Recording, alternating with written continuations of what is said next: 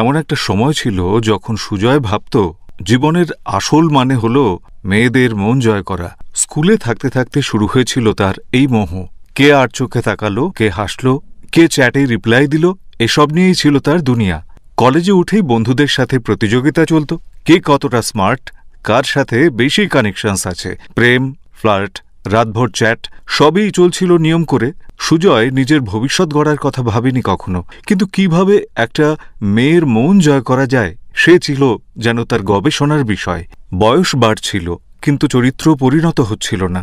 সকালে ঘুম ভাঙত না সময় মতো, রেজাল্ট যাচ্ছিল নিচে, পরিবার হতাশ। সুজয় গর্ব করে নিজের রিলেশনশিপ এক্সপেরিয়েন্স নিয়ে ব্যস্ত থাকত। এমনই একদিন হঠাৎ বাবার মুখোমুখি হয় সে। বাবা বললেন, জানিস, আমি যখন তোর বয়সী ছিলাম তখন পরিবারের দায়িত্ব মাথায় নিয়ে আমাকে ঘর ছাড়তে হয়েছিল। এক কাপ চা খাওয়ার টাকাও নিজের রোজগার করতে হতো।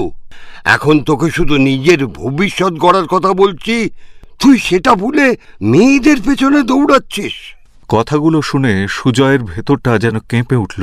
প্রথমবারের মতো সে আয়নায় নিজের দিকে তাকিয়ে বুঝল সে আসলে কাকে হারাচ্ছে আর কি জিনিসকে সবচেয়ে বড় করে তুলেছে। সুজয় দেখতে পেল মেয়েদের ভালো লাগা বা ভালোবাসা তার জীবনের লক্ষ্য হতে পারে না। তার মধ্যে যে সাহস আছে, যে প্রতিভা আছে, সেগুলো সব ধীরে ধীরে ক্ষয়ে যাচ্ছে যেন। সে অনুভব করল নিজের কামনাকে জয় না করে সে কোনোদিনই নিজের ভবিষ্যৎ জয় করতে পারবে না। সেদিন থেকে সুজয় বদলে যেতে শুরু করল। রাত জেগে নীল ছবি দেখা, মোবাইল হাতে ঘণ্টার পর ঘণ্টা মেয়েদের প্রোফাইল ঘাঁটা, অকারণে চ্যাট, সব ধীরে ধীরে সে বন্ধ করল। সুজয় বই খুলল, শরীর চর্চা শুরু করল, নতুন স্কিল শেখা শুরু করল। বন্ধুরা হাসল, বলল, তুই তো প্রেম ভাঙার পর পাগল হয়ে গেছিস বস। কিন্তু সুজয় হাসল না, কারণ সে জানত এই পথের শেষেই হয়তো তাকে আর কেউ স্মার্ট বয় বলবে না, কিন্তু বলবে এই ছেলেটা নিজেকে জিতেছে। সময় বদলালো। সুজয় একদিন সেই বন্ধুদের থেকে অনেক এগিয়ে গেল যারা একসময় মেয়েদের ভালোবাসা জেতার পেছনে জীবন খরচ করছিল। তারা আজও অনিশ্চয়তায় ভুগছে। আর সুজয় নিজের কাজ, নিজের আত্মসংযম, নিজের নিয়ন্ত্রণের কারণে দাঁড়িয়ে আছে শক্ত ভিতের ওপর। জীবন সুজয়কে অনেক শিখিয়েছে।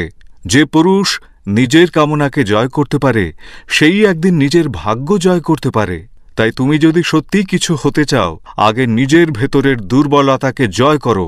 নারীরা আসবে যাবে, কিন্তু আত্মসম্মান, স্বপ্ন আর সফলতা তোমার নিয়ন্ত্রণে থাকলে তারা একদিন নিজেরাই তোমার দিকে ফিরে তাকাবে। তো বন্ধুরা, আজকের এই কথাগুলো কেমন লাগলো নিশ্চয়ই আপনাদের মতামত জানার অপেক্ষায় রইলাম। ভালো থাকবেন। নমস্কার।